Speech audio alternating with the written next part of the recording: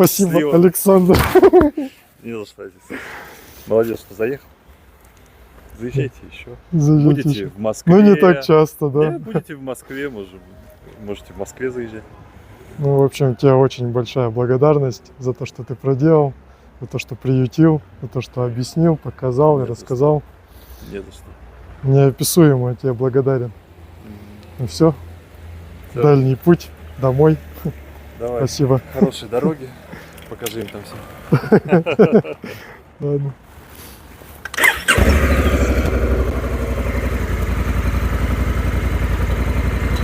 Видишь?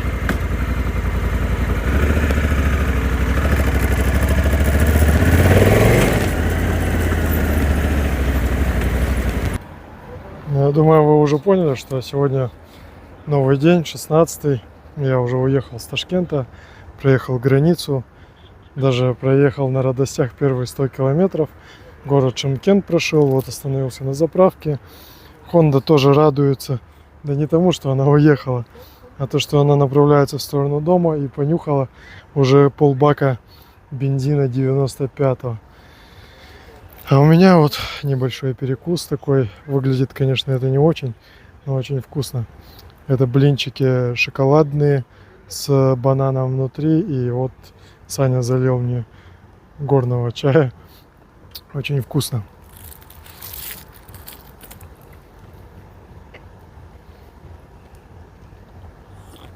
Я радуюсь тому, что меня окружает равнина. Пока что был прекрасный асфальт.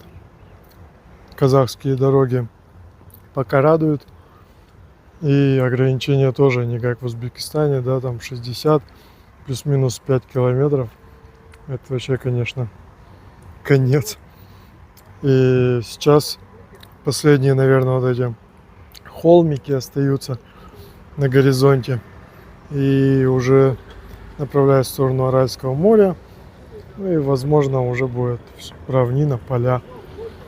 То, что я не любил, когда я ехал в эту сторону, сейчас я полюбил после жестких этих серпантинов в Кыргызстане, Таджикистане. На границе еще поменял немного денег, остатки киргизских сом. Ну, у меня было 7000. Мне там бабка подходит. Ну, обмен денег. Я думаю, ну да, я узнаю. Она такая, а что хочешь поменять? Я говорю, ну рубли, там, сомы. А там курс, что-то по рублям, я не помню. В сомах такая, ну сомы мы поменяем там по 4. Я говорю, чё? Говорю, по 4. Такая, ну ладно, 4,8. Я говорю, блин, да вон, говорю, на доске, говорю, написано 5. А там на одной 5 написано, на второй 5,1. Я думаю, она такая, нет, типа, больше я не дам. Ну, думаю, иди ты. Поехал, короче, сюда, встал.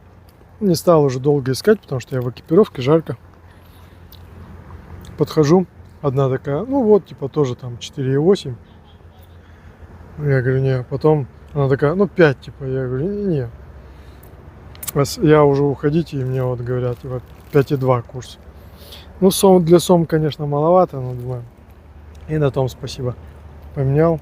Он сейчас заправил за казахстанский тенге. Пока деньги есть. Поздно выехал.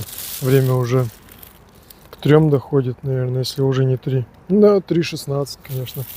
И всего 100 километров я проехал. А я хотел за эти пару дней эти 2500 пролететь.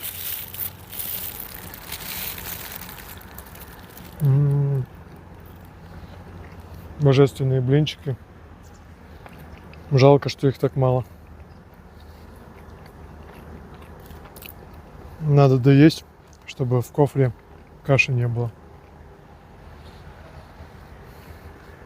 Еду, висят вывески. Самса. Я думаю, может, в Казахстане она будет. Та, которая с детства. Надо где-нибудь остановиться и попробовать. Но как назло, ты все проезжаешь, думаешь, вот сейчас я остановлюсь, а больше нет. Вот такие луга, поля на заднем плане. И вот с этой стороны то же самое. Радуюсь, как ребенок. Немного зафиксирую резину. Проехала она 9000. Знаете, что радует? Что вот эти вот 2 миллиметра, которые остались, их не видно, конечно. Но вот эта надпись дает понять, что я еще не полностью. Еще протектор есть немного. И я думаю, что мне ее должно нормально хватить. Будем смотреть по вот этой надписи. Когда начнет точить ее, тогда будет понятно, что я уже еду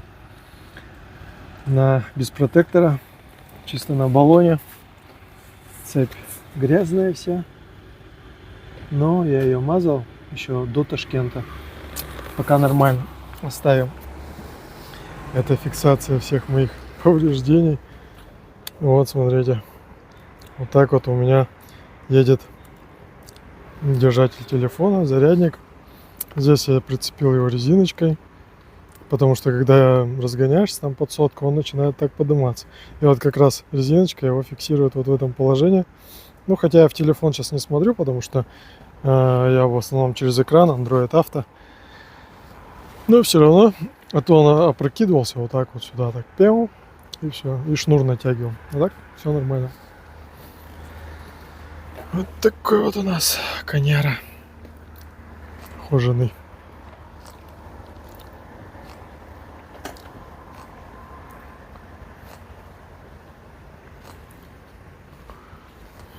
Передняя резина тоже уже подизносилась. Бьет руль. Вот так как на прошлой резине. Но износ равномерный. По крайней мере, я не замечал, что где-то неравномерный износ. Как на Кара-стрит было. Тоже после Казахстана, когда я ехал на Кавказ. Сейчас более-менее нормально, но когда на малых скоростях отпускаешь, ну так, припускаешь руль, придерживая руками, она начинает воблинг ловить, резина эта. Надо будет попробовать, наверное. Дело, мне кажется, и не в резине, хоть она и внедорожная, но что на той, что на этой это происходит. Скорее всего, может, где-то диск повело. Надо будет зимой, может, отдать там на протяжку, еще что-нибудь. Вот такие пока мысли, такие пока рассуждения. Думаю, как ехать эти 2400 километров. Пока все-таки есть мандраж такой, то что я не готов к этому. Но деваться некуда. Будем ехать. Сейчас немного передохну и выезжаю дальше.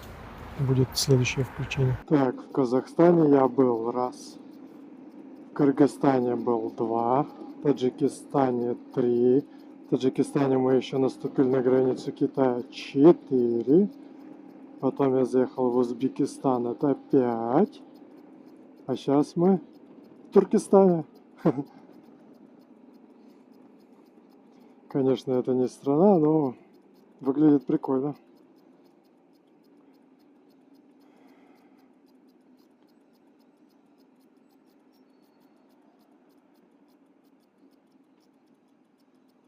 Пока вот я еду, и мне нравится основная улица здесь. Интересные построечки у них. Парки такие большие. Смотрите, тут как будто свежий город специально отстроен в каком-то стиле. Мечеть добротная такая. А мы направляемся на Кызыл-Орда.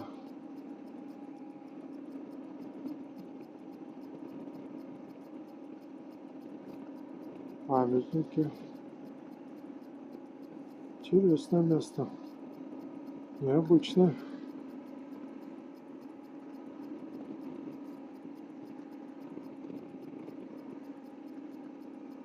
Как будто в другую страну попал.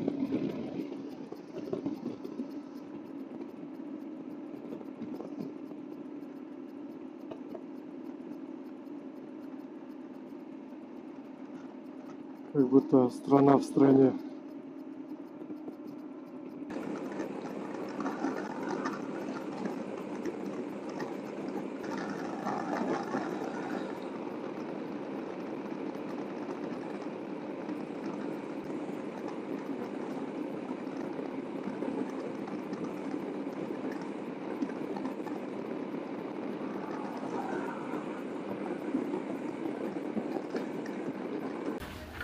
Доброе утро. Сегодня 17-й день моей телестройки.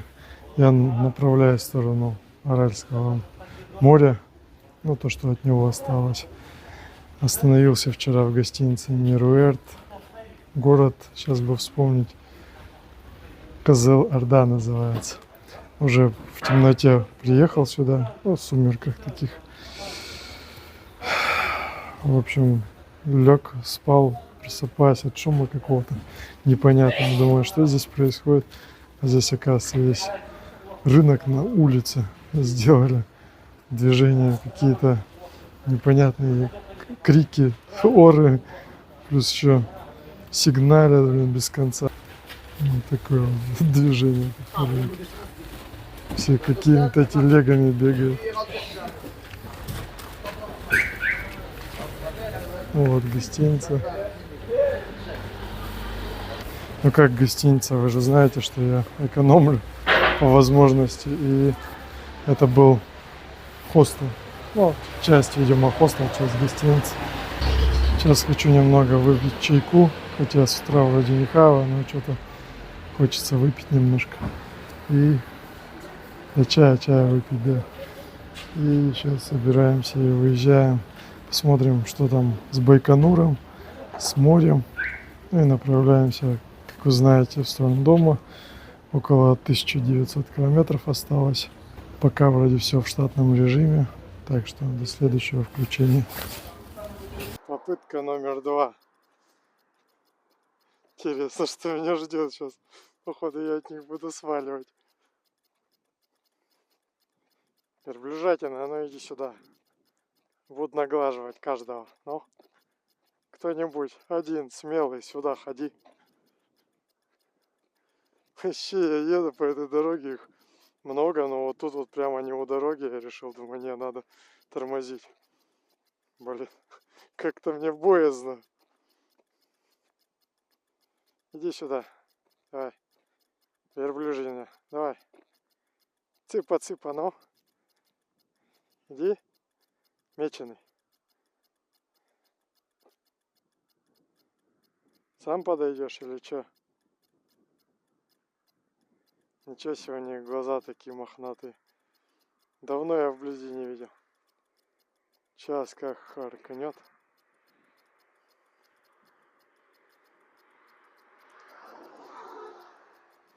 Ну, только не легайся и не кусайся. Ну, плачет стоишь.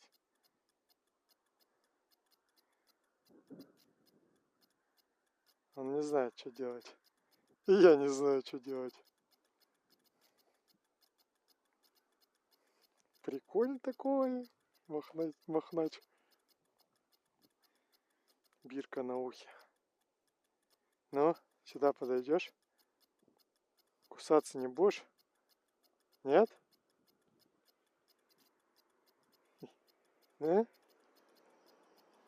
Иди сюда. Боишься, что ли? Ну ладно, ладно. Боишься, так скажи. Ну, может, другой кто? Пацаны, кто смелый? Мотоцикл там оставил где-то, чтобы их не разогнать. А? Ты смельчак, ну-ка ходи сюда. Нет? А вы что все такие? Я тебя могу даже травки сорвать, а? Опачки, звуки какие-то страшные кто-то издает. Ух ты, колючки какие. Как вы это едите вообще? Реально колючки какие. Как он это ест?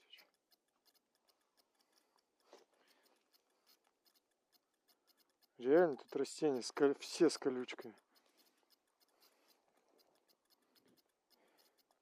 Ну, а ты? Да что ты? Пасть свою разинул. Вкус не будешь делать? Ну иди сюда. Чего у всех зубы такие? Иди. Ну, иди поглажу. Как-то я тебя боюсь вообще. Дай погладить.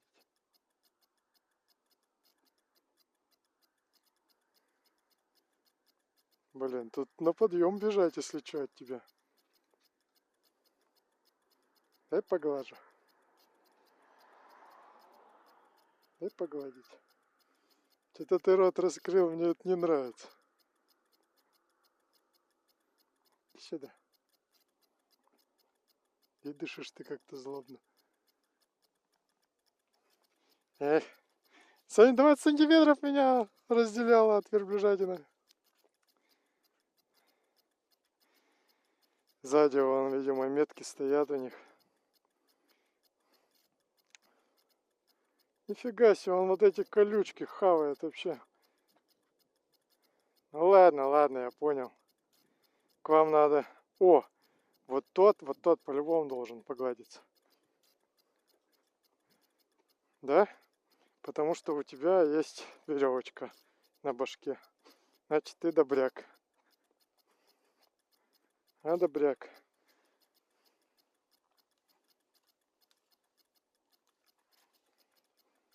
Добряк, будешь хавать?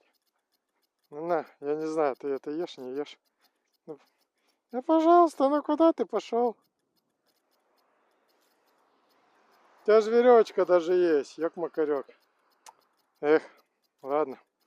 Время на вас много нельзя тратить. А ты? Повтор? Попытка номер 2? А? Да. Да. Ну ладно, не бойся. Все понятно. В общем, блин, теперь у меня руки горят. Или об колючку ужалился, или что. Еще как они это едят. Давайте.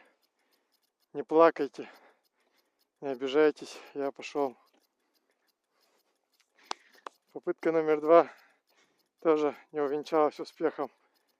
Почти нагладил верблюда. Блин, вообще столько много верблюдов.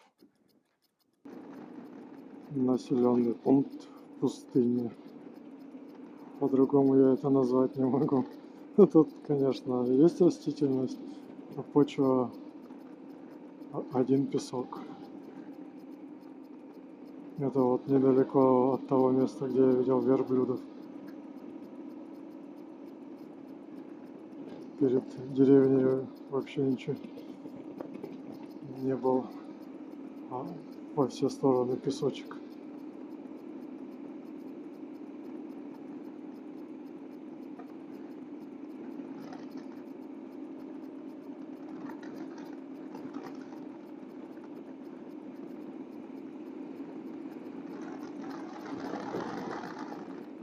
Блин, куда ехать? Кто его знает? Поедем по главной. Этот Яндекс.Навигатор или это телефон, и как меня уже задолбал. Ты находишь интернет, прокладываешь себе маршрут и все, едешь. Стоит только где-нибудь остановиться или что-то с телефоном сделать, сбивается карта и все. Нету у тебя маршрута. Потом начинается все заново с поиска интернета. Можно, конечно, использовать Maps.me, но в Яндексе в чем прикол? Что он показывает скоростной режим. Не то, что камеры где-то показывают, но твою скорость и скорость места там, где едешь. И немного это дает какую-то информацию, что плюс-минус примерно предполагаешь, где сколько ты нарушаешь.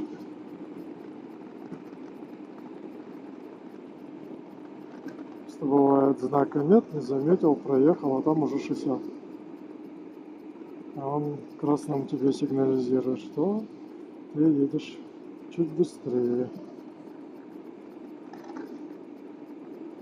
Ну вот, в круг вообще абсолютно ничего нету.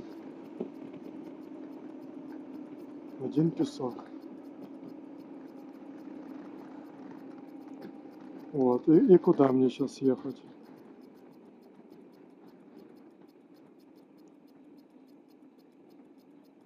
Ёпрасота. Блин, я даже не знаю. Наверное, вот сюда. Раз дорога сюда получше. Поезд такой одинокий едет по степи. И больше ничего нет.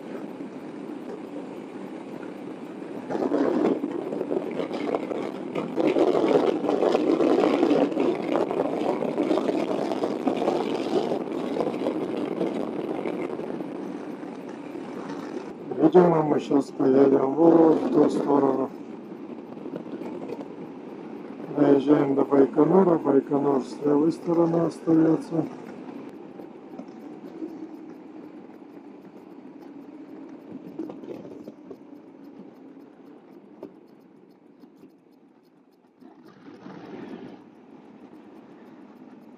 Походу мы приехали. Дальше, наверное, не пустят.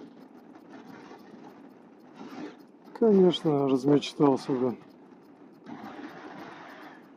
На кусочек России мы в Казахстане, конечно, не попали.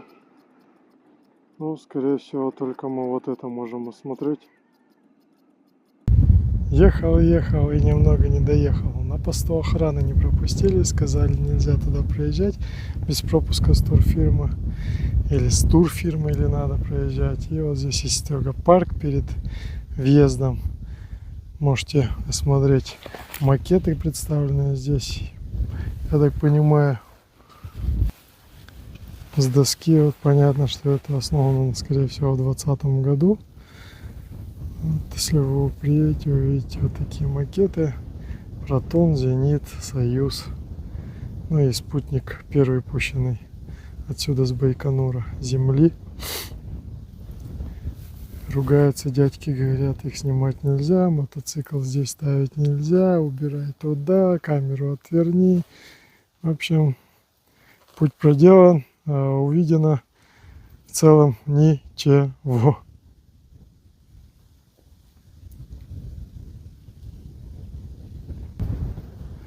Самый большой порт космический, к сожалению, Байконур не удалось увидеть. Самый большой в мире. Ну, и этому рады. Что дают, то и смотрим.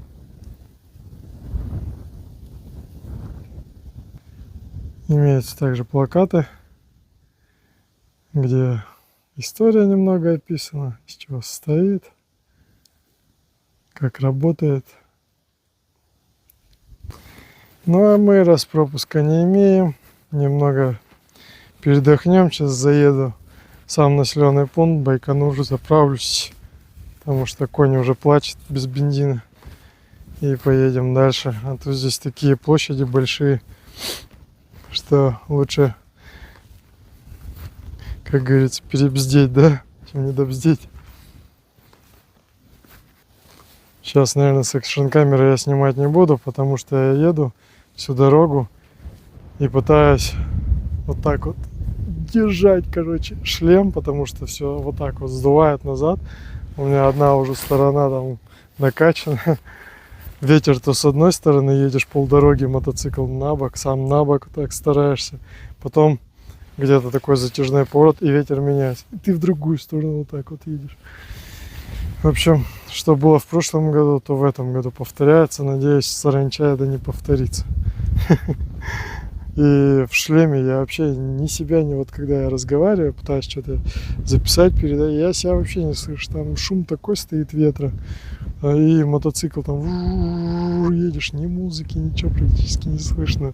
Так, чисто мотив, мелодию какую-то услышал, о, понял, что за трек, и едешь там, типа слышишь что-то. Ну, в принципе, такая вот обстановка у нас на данный момент. Километров 1700 где-то впереди. Следующая остановка, скорее всего, то, что осталось от моря. Возможно, что-то будет видно, а возможно, нет. До следующего. Вот и новое включение. Приехал я в населенный пункт Аральск. Даже не знаю, что вам показывать. Я слышал об этом, но приехал вам заснять это. Вы море видите? Оно есть.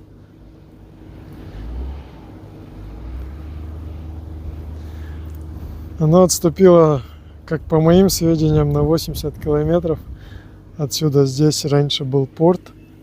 Ну, не, может быть, не конкретно в этом месте. Сильно не пинайте, Википедии с собой нету, интернета тоже. Нечего загуглить. В общем, как я знаю, что море отступило, потому что реку Сырдарья использовали для орошения. И поэтому море, видимо, усохлось. И его нет. В общем, можно только лицезреть вот эту вот пустошь. Туда я не поеду, потому что там и до сюда, и в ту сторону дорога такая песчаная. Ну, плюс-минус то, что вы видите. С песком я не лажу. Не в ладах. Там мотоцикл. Это, наверное, на моем пути крайняя, да, точка, которая из... Как ее описать? Не из красивых мест, а смотровая точка, которую нужно было вот заехать посмотреть. Мне надо было Байконур посмотреть, но, как вы поняли, я ничего не посмотрел. Я потом поехал в город, думаю, дай-ка я город посмотрю. Город тоже по пропускам. Я увидел пробку, состоящую из машин. Я понял, что нужны документы. Ну и, в общем, следующая точка была вот. Море было. Да чё, как вам в море? А? Накупались прям. Обалденная водичка. Охренеть. Всю дорогу я ехал вдоль реки Сырдарья, но я ее так и не видел. Может, я слишком был занят дорогой. Но она пролегает вдоль дороги, но ее не было видно. И вот она должна приходить сюда. А здесь ничего нет. Дело рук людей. Но если вы больше знаете, напишите в комментариях. А мы будем выезжать и направляться уже в сторону Костаная. Заправляться и ехать дальше. До следующего. Можно вжаривать на все бабки. А все почему? Потому что мне помогли. О, верблюды. Верблюд такой стоит на картинке. А тут верблюды живые. А? В общем, на все деньги вжаривать можно, потому что мне помогли с деньгами. Я хотел... Вообще, я ехал всю дорогу, думал, потому что я не поменял деньги в населенном пункте, где я останавливался. У меня было какое-то количество, а сейчас смотрю, до Костаная очень далеко. А в ближайший обменный пункт, как бы по бензину денег на меня хватало. Ну так, чисто плотничком. Я такой думаю, блин, что делать? И вот так вот эта мысль закралась, и я еду и думаю, сейчас на заправке думаю, дайте я попробую еще раз оплатить картами, там, ну, чтобы наверняка, чтобы убедиться. Это что за... Это что?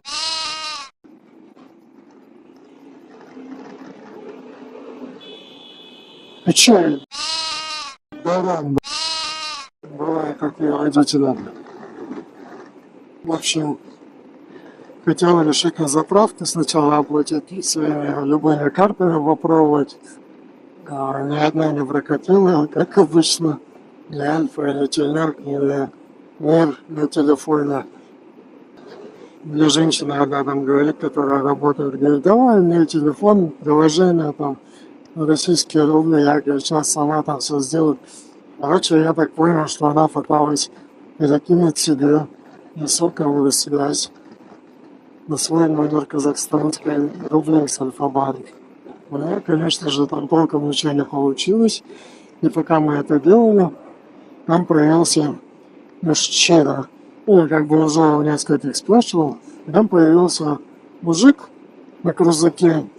Он едет тоже куда-то в Россию, но я новости поговорил. Он говорит, а что за вопрос у вас там? Мы говорим, да вот, типа, наличка нужна. Денег у меня, говорю, нету, мало осталось. Когда ты исправлял, типа, переводи на российскую карту, я тебе, типа, отдам так наличку. И все, он я 20 тысяч тенге дал, я ему, получается, 4 рубля на карту перевел. И все, теперь у меня есть деньги. Вот спокойно на душе. И вот эту тему по путешествию, совет такой, надо меньше переживать, потому что все вопросы, они решаемы. Даже денежные, даже с жильем, и любые. Главное, что было здоровье, даже маленькая пья там снег, мне тоже помогли с этим отправлением в Таджикистане. Вчера, вот послушайте, вчера я стою на заправке. И такой думаю, блин, хочется домашней еды. Я так устал, короче, ехал, заправился и думаю, блин, а там кофе и пирожки. Я думаю, блин, хочется домашней еды.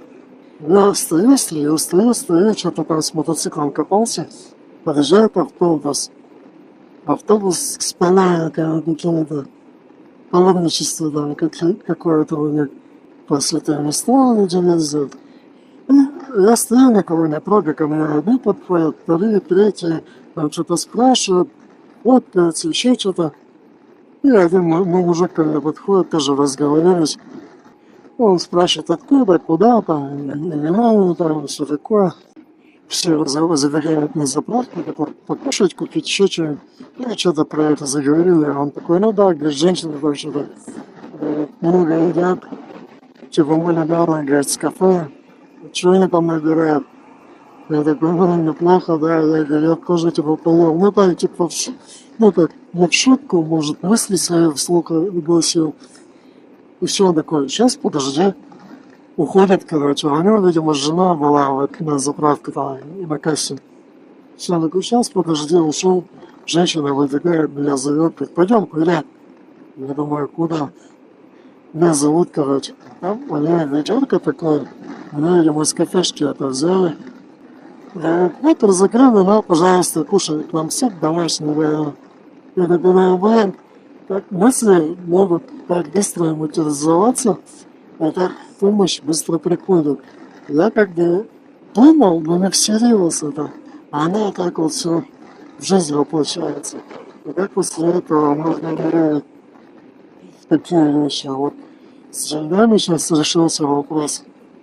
А вчера с едой, там, ну, как бы он не стоял, если вопрос, а просто я прям, да, не знаю, опешил, короче, от этого, то что на заправке найти домашнюю еду, вот так вот. Итак, новый день, новое включение. Но у меня продолжается еще вчерашний. Пока все дрыхали, я намахнул плюс-минус 1500 километров. Доехал до Костаная и ехал ночью, смотрел на звезды и охреневал от того, что со мной происходит и с мотоциклом. А именно, я еду такой, все прекрасно.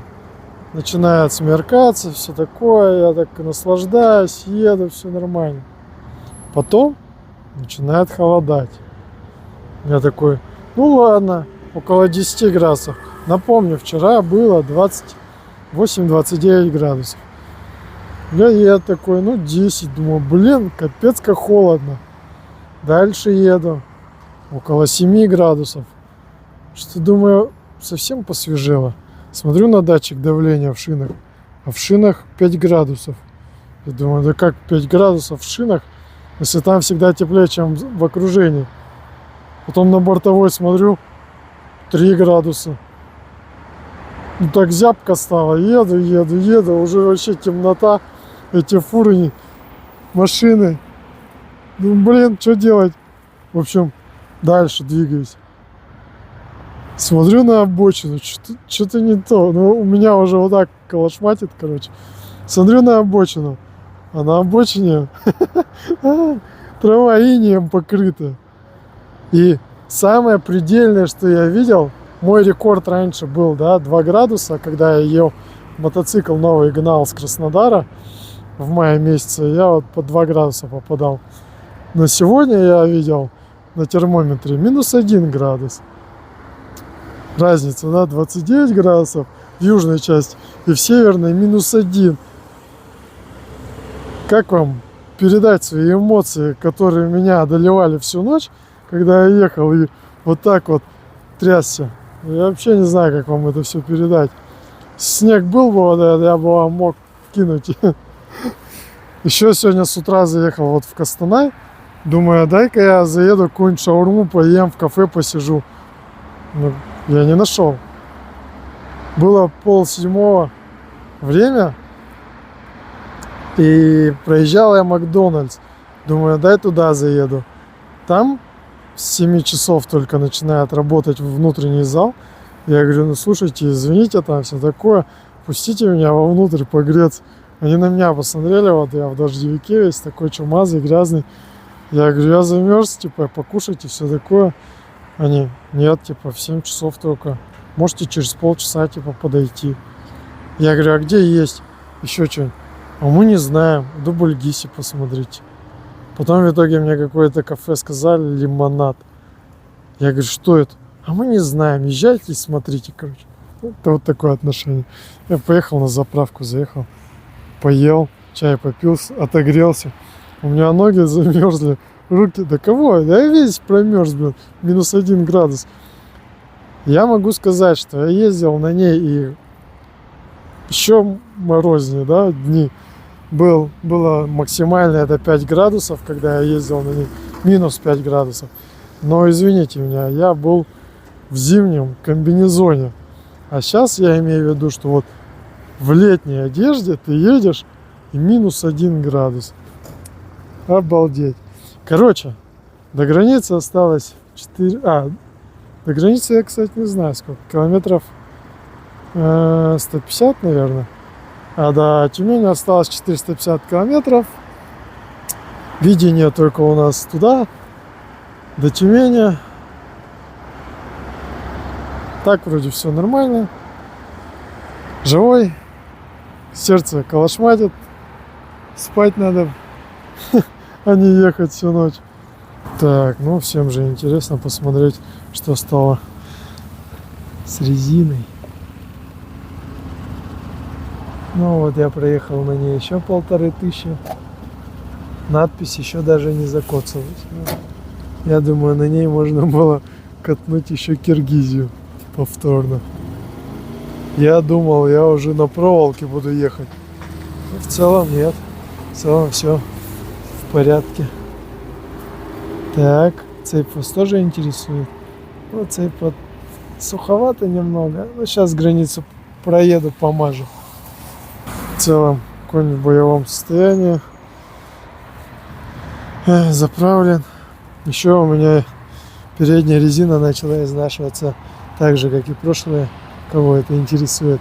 Вот эти кубики, опять такие выемки на них. С этой стороны нормально, а с этой стороны выемка. Почему, я не знаю. Давление вроде всегда поддерживаю, все нормально, но еще как согреться в -1 градус. Ноги в основном мерзнут. Берете ноги, у кого Африка. Я вот сюда ноги пихал. Я не скажу, что прям было тепло, но не так холодно, как на подножке. Это с этой стороны. И с этой стороны такая же беда. Вот сюда вот ногу ставишь, запихиваешь куда-нибудь туда поглубже. И в принципе более-менее. Когда они стоят на подножке, их продувает холодным воздухом. А когда они стоят здесь, во-первых, они прижаты к мотоциклу, а во-вторых, тепло немного от мотора идет. Вот видите, я тут уже понаставлял ноги. Надо поаккуратнее, конечно, со всем этим. Но лучше так, чем замерзнуть. Еще я поставил мотоцикл около входа, потому что тут машина стояла. Машина уехала, и сейчас я думаю, что я чудак на букву М. В общем, долго тянуть не будем кота за то самое. И я буду выдвигаться. Сейчас обуюсь, оденусь и поеду на границу. Так что, я думаю, до следующего включения. Итак, ребятки, делаем вдох вот так вот. Выдох.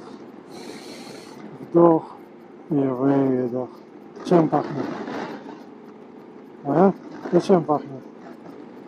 Родиной же пахнет. Ну что, вы не видите, что ли? Это же Родина. Можете меня поздравить, я в России.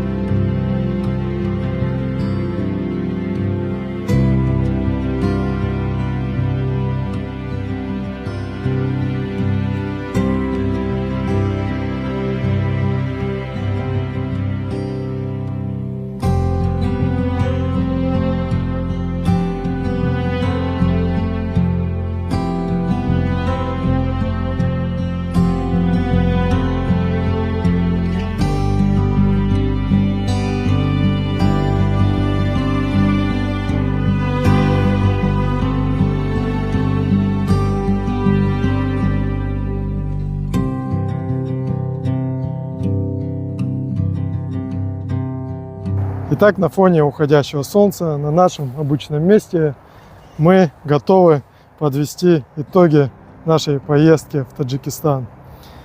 Было пройдено 8700 километров, плюс-минус. Съедено на 27 тысяч бензина. И общие траты составили 76 тысяч рублей. По факту я смог все это осуществить на данной резине. Износ я вам приложу. Передняя резина имеет, как и предыдущая, неравномерный износ на левую сторону. Созвонился с африководом. Он мне сказал, у него такой же дефект, только у него по центру. Ну, значит, будем считать, что это естественный износ резины. Задний баллон тоже в критическом состоянии. Пройденный километров 11500 где-то на этом баллоне. В общем, спереди стоит Metzeler Sahara 3. Сзади стоит Kara 4 резина. Еще я попадаю, в прошлый раз я не делал ТО на мотоцикле, на замену охлаждайки, на замену тормозухи, на замену воздушных фильтров, потому что в Таджикистане была очень такая пыльная дорога. Но я думаю, вскрытие покажет. Также я попадаю, вот сегодня осмотрел на колодке. Смазчик у меня отрыгнул, тоже нужно делать, но это уже мои недоработки. В остальном, мне кажется, вот кроме резины, жидкостей, ну, масла, соответственно, фильтры, тоже, да, оба масляных, ну и колодки. Не скажешь, конечно, что это естественный износ, но на мотоцикле 36 тысяч колодок уже на правом переднем суппорте уже нету. Еще закончить сезон хватит, у нас завтра закрытие сезона, покатаю, ну и на следующий год будем полностью обслуживать, готовить к сезону. Это техническая сторона и экономический вопрос этой поездки. Дальше я бы хотел поблагодарить всех, кто мне помогал, кто мне попадался в этом путешествии, кто выручал, кто как-либо подсказывал, кто с документами, кто с чем. Всем этим людям очень большая благодарность, этим странам. И в особенности я бы хотел поблагодарить свое здоровье, иммунитет и вот этот данный мотоцикл, который меня через эту, как можно помягче выразиться, через задницу в Таджикистане, да. Я ничего не хочу про страну сказать, на дороге там, конечно, я всегда переживал, пока ехал за резину, за мотоцикл, как он мне поможет, как он меня вывезет. В общем, здоровье немного подвело, но это отдельный разговор, это отдельная рекомендация. Многие мне говорили, что немного есть антисанитарии в тех странах. Протирайте вилки, протирайте ложки перед употреблением пищи. Смотрите, где вы едите. Хотя я заходил в хорошее кафе, в хорошее место, все равно подхватил какую-то заразу. Может быть, это ротавирус был, но все же мы имеем то, что мы имеем. Будьте аккуратны. Также по деньгам я скажу, что у меня была проблема. Да, я взял с собой очень мало наличности. Вам советую взять больше, не рассчитывайте на свои карты. Я думал, что я приеду туда, СМИР сниму бесконтактно, но, видите, я даже не нашел бесконтактный банкомат, чтобы это сделать. Еще по документам, так как мы проходим границы, возможно, есть новички, которые не знают, какие документы нужны. Мне потребовался загранпаспорт, в который, да, он постоянно штампует прохождение границы. Также технический паспорт СТС, как говорится, на мотоцикл. Права ваши никто не смотрит, но они тоже нужны. И страховка мне понадобилась в Казахстане. Больше я нигде ее не делал. И поехал, как вы знаете, с просроченными правами. Но это я не специально. У меня, кстати, завтра тоже экзамен в автошколе. Надеюсь, я его сдам. Теоретическая часть, практическая будет дальше. Еще при заезде в Таджикистан вы оплачиваете 110 самани, это эквивалент 10 долларов за ввоз транспортного средства. И в Узбекистане я оплачивал 200 точнее 200 рублей. Не знаю, сколько это в пересчете, но плюс-минус я прям в рублях отдал. Скорее всего, это тоже за ввоз. Мне кажется, больше я не платил никаких денежных средств за въезд транспорта и за себя. Еще необходимо учитывать тот случай, то, что при въезде в Кыргызстан вы покупаете симку, у вас телефон через 3 часа с этой симкой отрубится, его нужно зарегистрировать, у меня он через 3 дня где-то включился только телефон. Я уже проехал практически всю страну, и у меня только заработал телефон. Также мне сказали, что в Таджикистане у меня больше телефон тоже работать не будет. Мне приходила смс, что через 30 дней будет отключена связь на этом телефоне. Так что в следующий раз я не смогу с этим телефоном без регистрации тоже там разговаривать, какие-то либо действия. Ну, в общем, связи не будет. Это по связи, по документам, по техничке. Еще скажу, что я думал, будет с одной стороны легче, а с другой стороны сложнее. По грунтовым дорогам, я думал, будет мне проще, но на самом деле я скажу, что зная это, как я и ранее говорил, я бы, наверное, не поехал, да, в этот участок между Мургабом и Калайхумбом. Это очень жесткий участок был для меня, ну и, соответственно, ну, мотоцикл выдержал, ну и для мотоцикла, мне кажется, тоже переживал больше за резину. Попадал я в темное время суток в эти участки, но для меня было сложно. Мой совет — доехать со стороны Душанбе до Калайхумба, развернуться обратно поехать и со стороны Ош заехать на перевал, до Мургаба прокатиться и обратно. Многие эти вещи я рассказывал, когда я ехал домой. По дороге я включал экшн-камеру, но, к сожалению, был очень, так скажем, шквалистый ветер. Меня оттаскало, мотоцикл, там были поля такие, мотоцикл аж вот так елозил. Я пытался что-то кричать в микрофон, но все это мне придется вырезать на продакшене, потому что там ничего не слышно. И большинство записей, сказанных в шлеме, да, ну, оставляет желать лучшего. Вроде записываешь нормально, но когда начинаешь где-то, знаете, там на эмоциях разговаривать, или где-то ветер, где-то что-то, этот звук оставляет желать лучшего. Надеюсь, в дальнейшем мы этот момент проработаем. Много я переживал за свое здоровье, не только за отравление, да, но и то, как поведет оно, сидя на мотоцикле. А именно, обычно, когда ты долго не передвигаешься на мотоцикле, немного ветерок, да, прокатился там, первые там 200-300 километров продуло, все, слег, начинаешь там болеть и так далее. В этом случае все было отлично, все было хорошо. А дальше я переживал, когда я ночевал на высоте 3000 в палатке, когда я проснулся от того, что вот так меня колошматило, открывая палатку, она была вся застывшая, это было в Киргизии, около Сараташ. Я тоже думал, я простыну, но все обошлось. Дальше я переживал на Акбайтале, то, что там, ну, тоже будет прохладно, но там было тепло. В общем, такие были движения. Самое что, это вот в Душанбе, да, когда отравился, вот там и подвело. Так, ехал еще в Казахстане на обратном пути, -1 градус. Я тоже, да, мне кажется, у меня даже кости замерзли, когда я ехал. Когда я согревался об мотоцикл, вот так трёсся, ехал. Я тоже переживал, что приеду, слягу, но все благополучно. Спасибо моему здоровью, спасибо, я не знаю, всей этой атмосфере, всему этому миру, то, что я смог с мотоциклом проехать эти 8500 километров. Они были для меня, мне кажется, намного сложнее, чем те 10 000, которые я проехал на Кавказе. По тому, как обстоит природа, то, как нужно ли туда ехать, это непередаваемые ощущения, это непередаваемые эмоции, это зашкваливание этих эмоций тогда, когда ты это видишь, не через экшн-камеру, не через телефон, да, когда я снимаю, это абсолютно иное, это, блин, надо своими видеть глазами. Рекомендация от меня посетить тот же Казахстан, да, хотя у меня там были проблемы с полицейскими, которые мне испортили настроение, да, на всю оставшуюся дорогу и впечатление о Казахстане.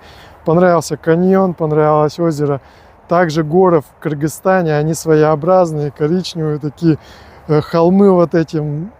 Ну, блин, это прям нет слов, вот нет слов.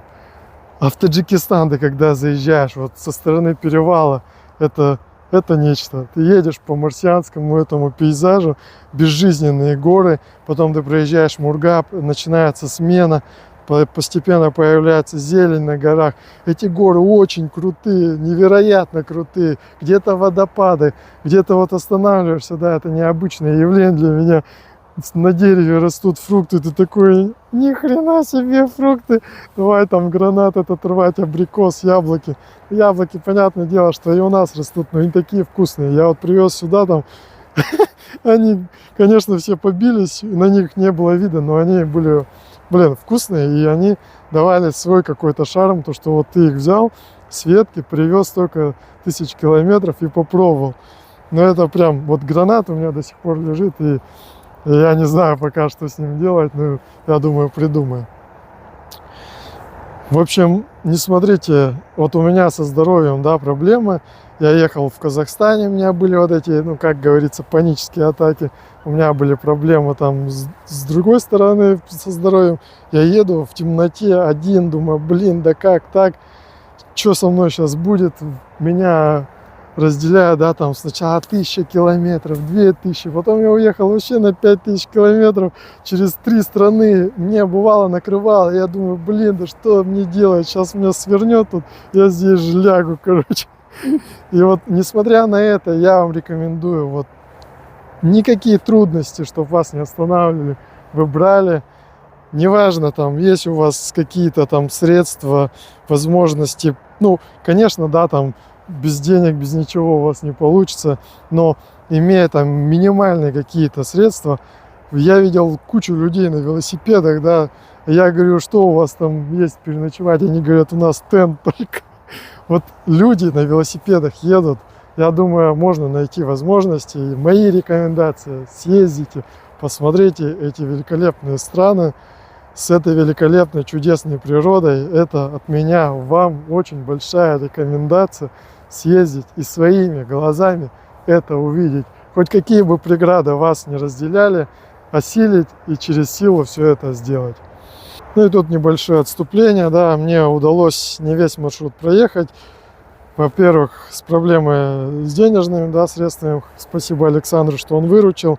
Да, я думал, на обратном пути вернусь, заеду в те места, там, перевалы и так далее, сложные маршруты, которые я не смог посетить в том направлении, вернусь в обратном, это все проеду, это все я посмотрю, но складывается состояние здоровья, да, вот отравление, плюс еще время поджимало, состояние резины, мотоцикла, вот в целом этот ком такой надо мной висел, я такой думаю, ну ладно, ну в следующий раз, возможно, я осмотрю. И вот такие места, я надеюсь, что мест, конечно, много, да, в нашем большом мире, посмотреть еще куча всего, не обязательно возвращаться обратно.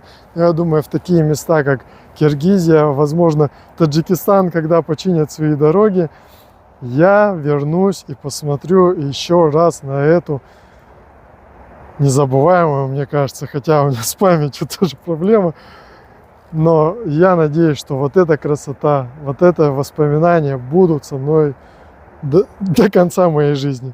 Это прям... Тут я восхищался, да, там на Кавказе, там горы, там Ингушетия, Дагестан, такие прям высоченные. Но Таджикистан это прям что-то нереальное.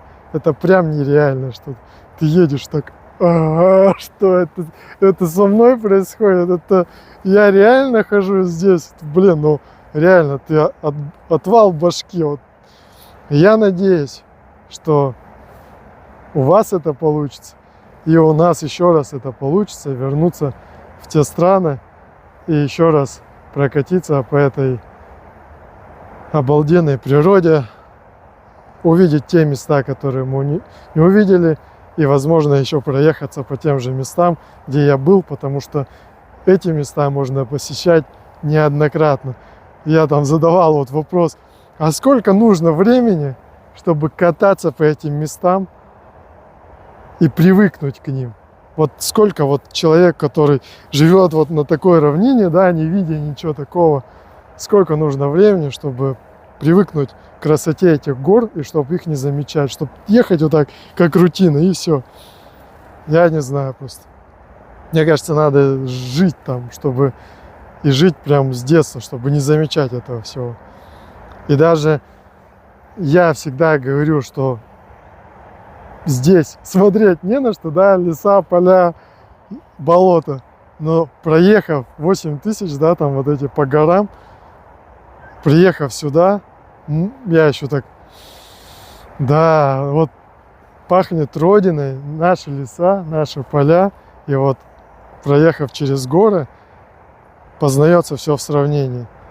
И вот я еду такой, о, лес, вот там, допустим, озеро там, Иссык-Куль, о, здесь перевал Акбайтал. Ну, вот такое, типа, туда посмотрел, впечатлился этим лесом, сюда посмотрел, березки, здесь хвоины, тут поле, пшеница, там уборка идет и так далее. В общем, все познает в сравнении, и когда ты уезжаешь туда, приехав сюда, любуешься этим даже. Вот даже этим, прожив здесь столько лет, уже не можешь смотреть на дорогу, да, эту прогоны эти по 2000 километров, но все равно, даже вот заехав в Казахстан, видя эти бескрайние поля, тоже думаешь, блин, ну прикольно. После гор, после серпантина прикольно тоже. Так что я уже прям, не знаю, эмоции переполняют, хотя вот уже прошло несколько дней, как я приехал, прошел границу, но все же, я думаю, пока я буду монтировать ролик, буду эмоциями этими опять набирать, да, какой-то позитив с этих роликов, с этих видов, как-то буду воспоминаниями, и надеюсь, зимой буду радовать вас всем этим, что наснимал, всем тем, что мы смогли заснять, проехать, впечатления, эмоции, ну и так далее и тому подобное.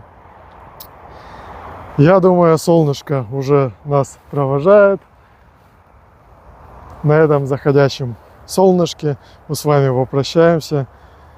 Немного у меня есть, пока ехал домой, есть плюс-минус наброски, куда поехать дальше. Но я думаю, мы с вами, как обычно, увидимся уже в следующих роликах. Всем спасибо за просмотр, за поддержку, что вы лайкаете, смотрите, комментируете.